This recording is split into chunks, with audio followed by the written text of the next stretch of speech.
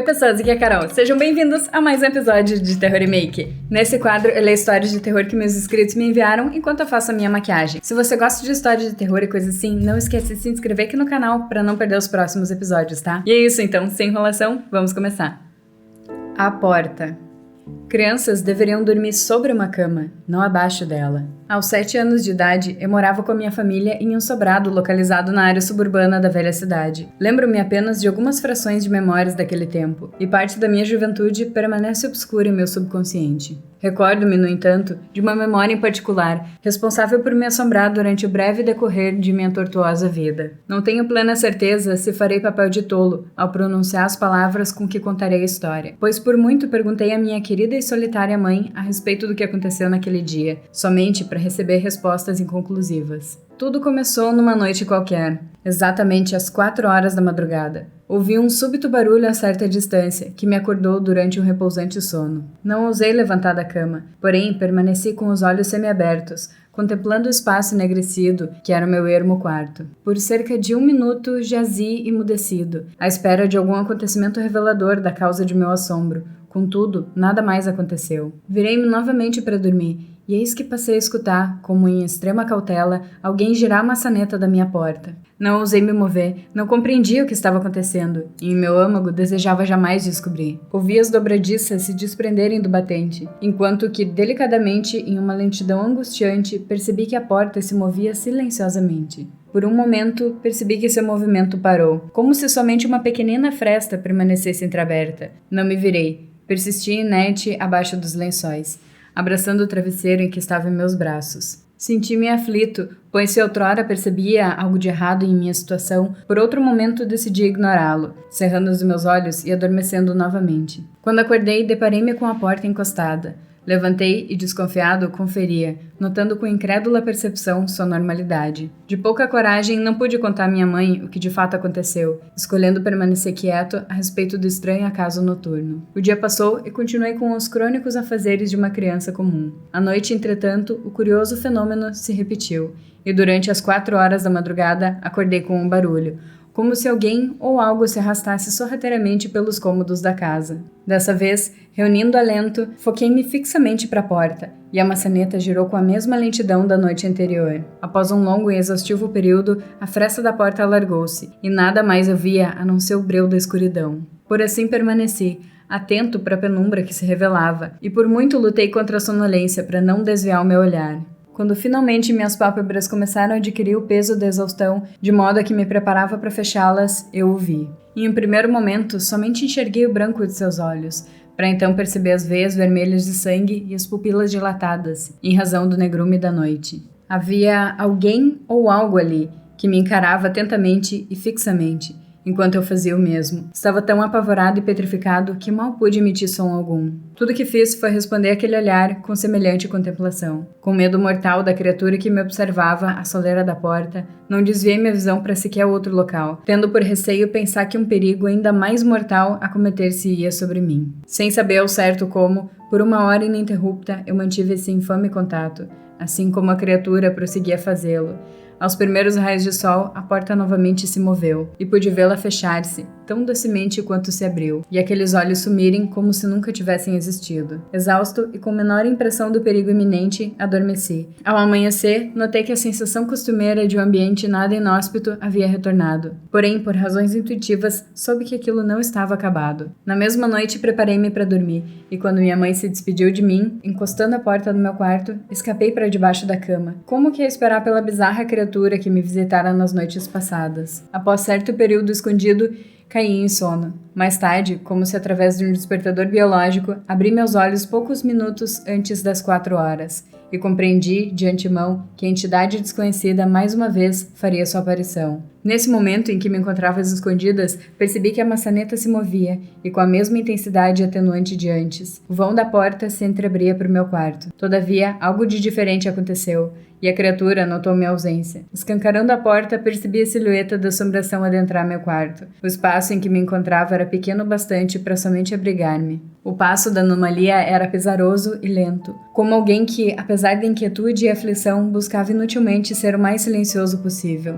Ao se aproximar em direção à cama, notei o odor peculiar advindo de tal ser, e senti-o revirando as cobertas e travesseiros acima, atirando-os ao chão. Assim, subitamente e inesperadamente, a aberração deu início a um leve soluçar, que instantaneamente transformou-se em um choro, para que depois disso começasse a desesperadamente marchar pelo meu quarto, bradando lúgubres murmúrios. O barulho, no entanto, acordou minha mãe, que prontamente postou-se a me checar. Quando ela chegou de fato ao quarto, sua voz, que até então aclamava por meu nome, bruscamente foi interrompida, dando lugar a um grito apavorante. Eu, embaixo da cama, pude somente perceber o rápido movimento realizado pela criatura, que atravessou correndo o quarto e saltou por uma das poucas janelas. Saí de meu esconderijo e minha mãe correu em minha direção, abraçando-me e proferindo numerosos questionamentos a respeito de como eu estava, ou se algo a mais havia de fato incidido sobre mim. Momentos mais tarde, ao amanhecer do dia, luzes vermelhas e azuis projetavam-se através de minhas janelas, enquanto homens fardados e de chapéus curiosos perambulavam por todos os cômodos à procura de alguma evidência.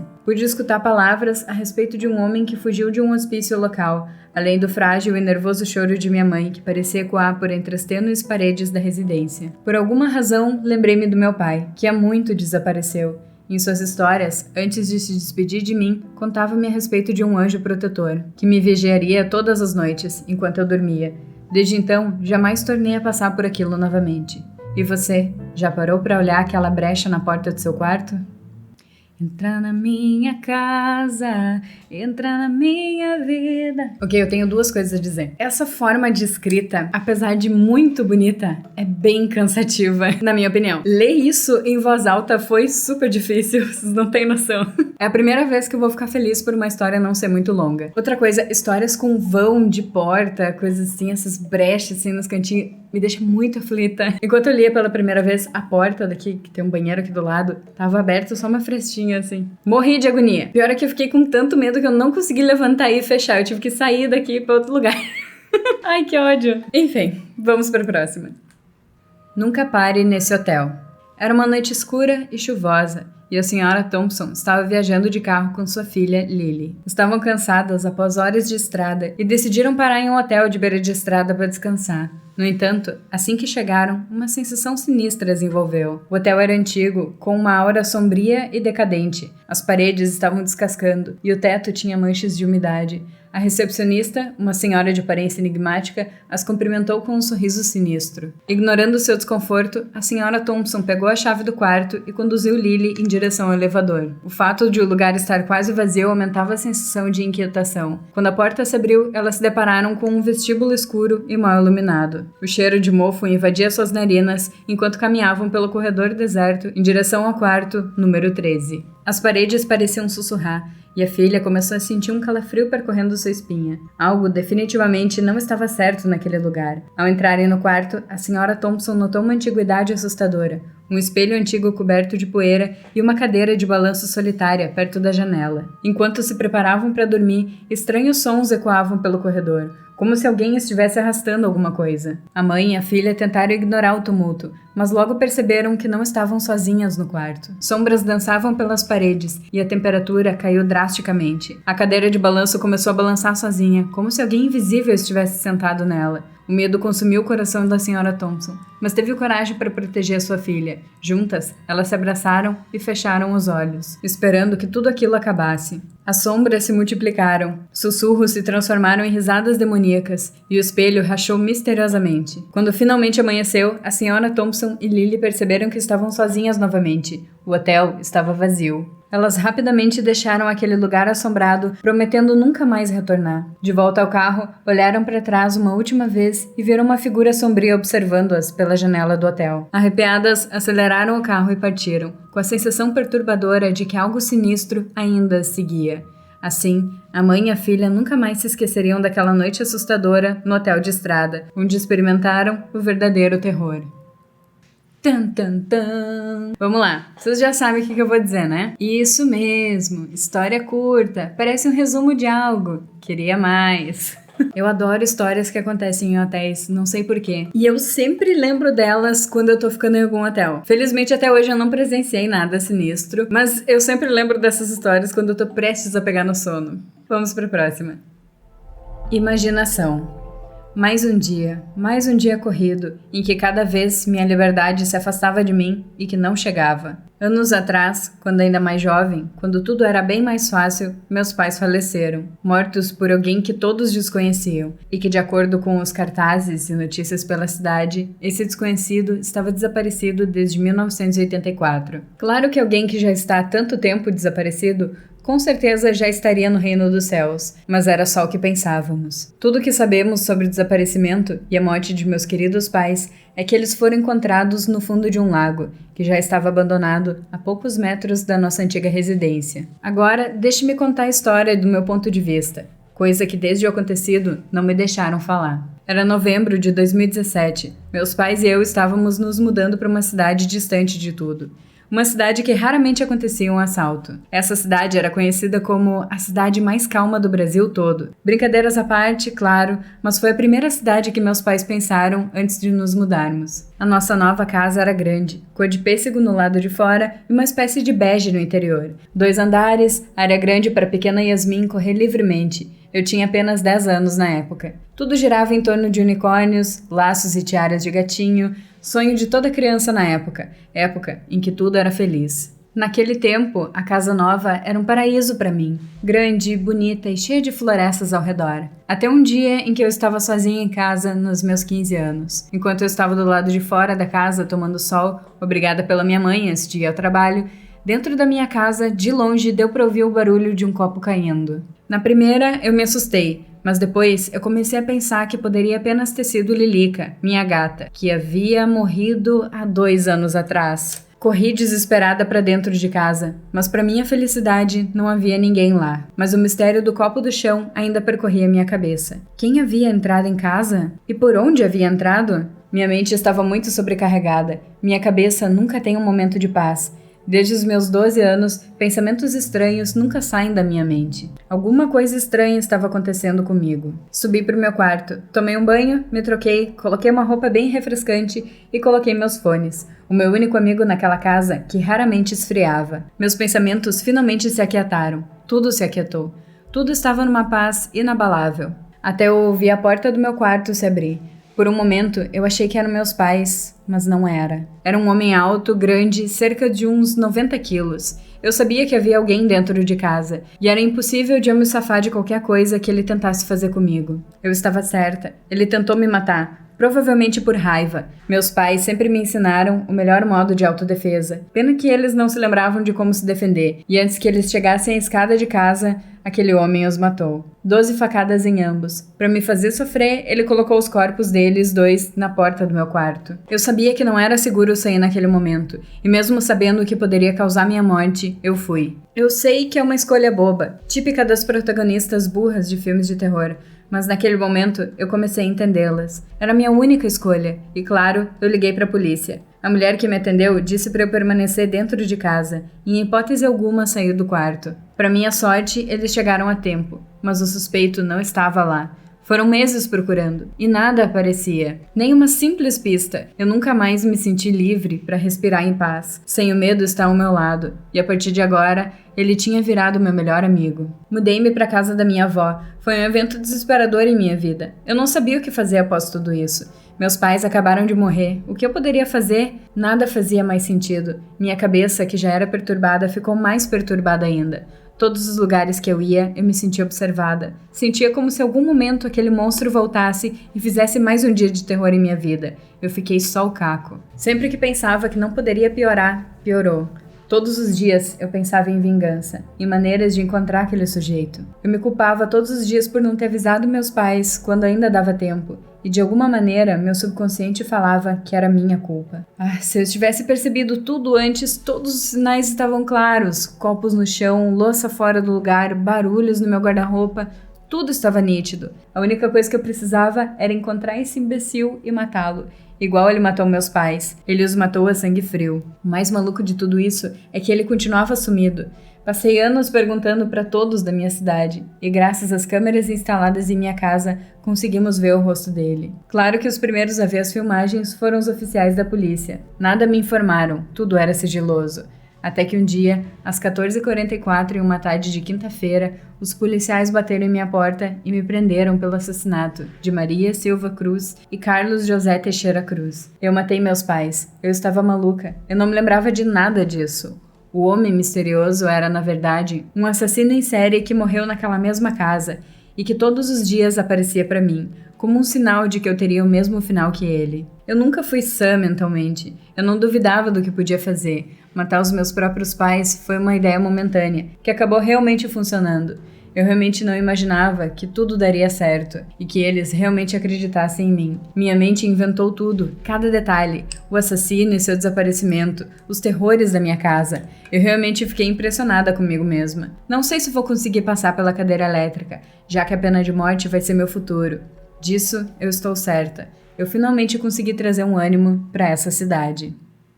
Oi, Carol, tudo bem? Então, essa é a minha terceira história que eu mando. Essa eu me dediquei bastante. Desculpe se houver algum erro ortográfico, eu ainda não estou 100%. Gente, que história doida! Assim, eu achei bem interessante. O problema que eu encontrei nela não foi de erro de ortografia ou coisa assim, mas sim de coesão, digamos assim. Levou anos para os policiais olharem finalmente as câmeras de segurança que tinha na casa dela e ver que foi ela. Essa foi a única coisa que ficou meio perdida ali no meio. Faria sentido demorar anos para eles descobrirem se fosse descoberto de outra forma, mas enfim. Achei a história interessante. Ela só podia ser ajeitada assim em alguns cantinhos. Eu curto bastante histórias assim com surtos do nada e tal. Acho bem massa. Vamos para a próxima. Os bichos da fazenda. Ouço vidros se estilhaçando e meu pânico aumenta consideravelmente. Eles estão perto de conseguir e eu não sei mais o que fazer. Corro pro quarto e me tranco, certo de que meu fim será aqui. Ontem à noite chorei tanto que meus olhos estão inchados até agora. Não consegui dormir e a insignificante esperança de que minha família retornasse sumiu ao amanhecer. Hoje faz 3 dias. Se realmente fossem voltar, já estariam aqui. Agora não há mais o que ser feito. Na véspera de Natal, meus pais e eu entramos no carro para percorrer longas 14 horas até aqui, na casa dos meus tios, em um sítio afastado da minúscula cidade em que vivem. O acesso até o local parece um labirinto, vindo por infinitas curvas em estradas de terra que faziam o veículo chacoalhar nossos cérebros. Eu dei graças a Deus quando chegamos, pois não aguentava mais aquela tortura, mas estar aqui, agora, é infinitamente pior. Há 3 dias, logo no dia seguinte ao Natal, meus tios deram a ideia de irmos todos à feira da cidade. Eu não estava muito afim de percorrer aquele trajeto sinuoso mais uma vez.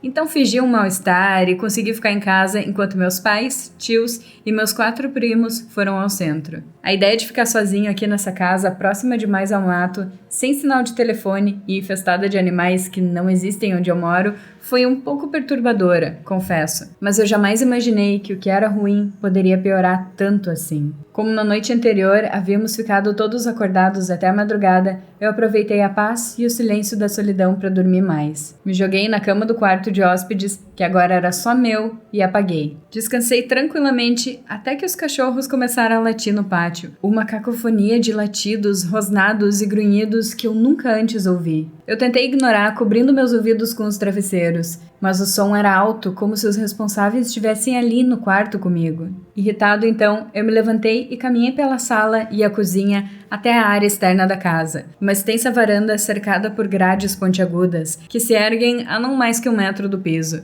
Eu estava meio grogue de sono, então demorei a entender o que estava vendo. No pátio de pedras britas, protegido pela sombra das árvores do sol do meio-dia, 3 cachorros grandes, quase maiores que eu, avançavam sobre o cadáver de um cavalo marrom, que jazia em carne podre, sendo atacado e mordido pelos cães. Eles arrancavam sua carne e pele com mordidas agressivas, que de vez em quando agarravam o ar, produzindo um baque dos dentes se chocando. Era uma cena terrível. Eu fiquei ali, paralisado, observando. Eu tentei imaginar como aquele cavalo tinha ido parar no pátio, pois no primeiro dia em que estive aqui, fizemos um passeio pela fazenda e pude ver que o curral era muito bem projetado, para que o animal não pudesse sair de lá. E não consegui ver um motivo para que alguém o tivesse soltado antes de sair. Não sei dizer quanto tempo fiquei ali observando, mas voltei a mim quando um tempo depois, um grupo de porcos chegou arrastando mais um cadáver até ali, outro cavalo. este de cor preta. Os porcos grunhiam tão alto e tão selvagem quanto os cães, e muitos deles tinham mordidas em suas costas, que pareciam podres. Moscas voavam ao seu redor e larvas saíam de onde a pele e a carne se expunham.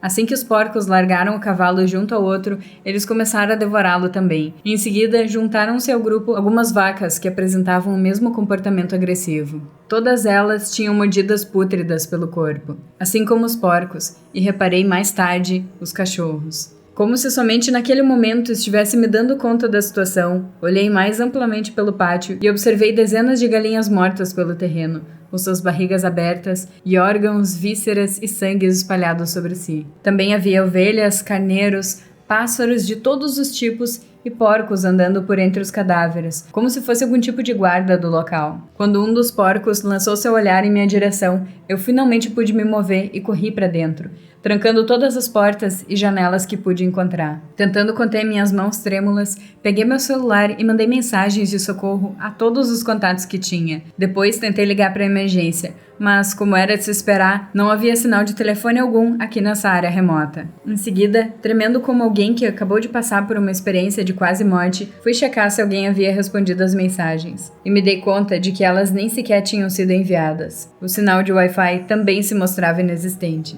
Com o coração tão acelerado que podia sentir minha camisa se movendo por cima da pele, apertei o primeiro interruptor de luz que apareceu em minha frente, e constatei apavorado que toda a energia da casa havia sido cortada de alguma forma. Eu estava sozinho, sem forma alguma de contatar ajuda, cercado por animais de fazenda que haviam enlouquecido.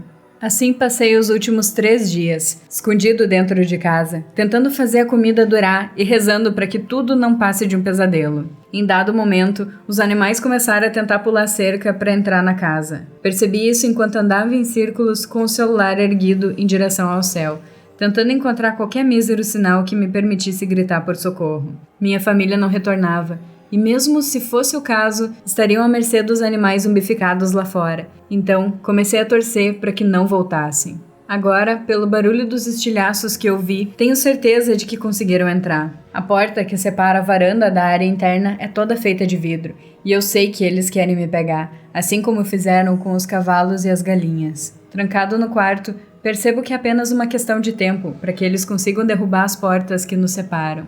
Em um momento de sanidade, me levanto e esfrego os olhos para limpar as lágrimas. Os grunhidos dos porcos e dos cães se intensificam no lado de fora do quarto. Vou até a janela e decido abrir apenas uma fresta para observar o exterior. Com cuidado, manuseio a madeira, permitindo com que um feixe de luz invada o quarto. Observo por ela e me dou conta de que não há animal zumbi algum do lado de fora. Sentindo a adrenalina pulsando pelo meu corpo, abro a janela toda de uma vez e pulo, sem me preocupar se posso me machucar ou cair. Eu ralo um pouco as mãos na calçada de cimento, que envolve a casa, e me levanto, trêmulo, para correr o mais rápido que consigo, torcendo para não encontrar nenhum bicho no caminho. O sol irradia insuportavelmente quente, num céu sem nuvens, mas eu corro como um atleta até o caminho de terra que vai me levar para fora daqui. Conforme eu avanço, vejo a figura de um carro se erguer no horizonte e sorrio, sentindo um alívio indescritível. Continuo correndo e finalmente chego até o carro, que está parado e parece vazio. Não questiono onde estão os ocupantes,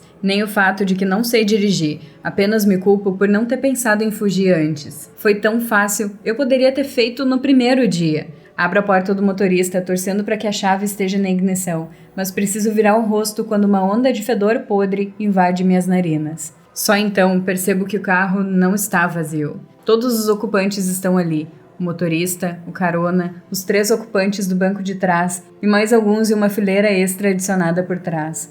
Meus pais, tios e primos encaram o infinito com seus olhos arregalados, mas desprovidos de vida. Suas vísceras estão abertas e os corpos todos cobertos por mordidas. Eu perco o equilíbrio e caio na terra seca, sem conseguir acreditar no que vejo. Em profundo estado de choque, não consigo me levantar e correr a tempo de fugir dos animais, que farejam minha presença, e agora correm furiosos em minha direção. Oi, Carol. Essa não é a primeira história que eu escrevo e envio, mas espero que seja escolhida e que você goste. Escrevi depois de um tempo de bloqueio, inspirado nos seus vídeos depois de ver todos os Terror Remake em 2 dias. Meu Deus! E quando eu acho que eu já vi de tudo aqui nesse quadro, vocês me aparecem com animais zumbis. Caralho! Que história massa! Eu amei. Enquanto eu li, eu me senti dentro dela, me senti agoniada junto com a pessoa ali. Por favor, eu preciso de mais. Ah! Ok, vamos pra mais uma. Um dia comum com uma noite macabra. Era mais um dia comum, 16 de junho de 1996. Acordei e logo fui ao banheiro. Tomei banho e em seguida desci as escadas. Conversei com a minha mãe e esperei a hora de ir para a escola. Eu era uma criança desajeitada, não tinha muitos amigos e era rejeitado pelas outras crianças. Odiava a escola como qualquer outra criança. No mesmo dia, à tarde, eu estava voltando para casa quando vi um velhinho sentado no banco de uma praça. Eu adorava idosos e suas histórias. Sentei ao lado dele, perguntei seu nome e ali começamos uma conversa. Seu nome era Steven, tinha uns 68 anos, não me lembro muito bem. Era viúvo, sua esposa tinha câncer e não estava mais entre nós. Não quis entrar em detalhes, pois achei que era um assunto muito delicado. Fiquei uns 10 minutos conversando com ele, me despedi e fui para casa. Achei que não ia acontecer nada demais. Ele parecia gentil e bondoso. Naquela noite, percebi algo estranho.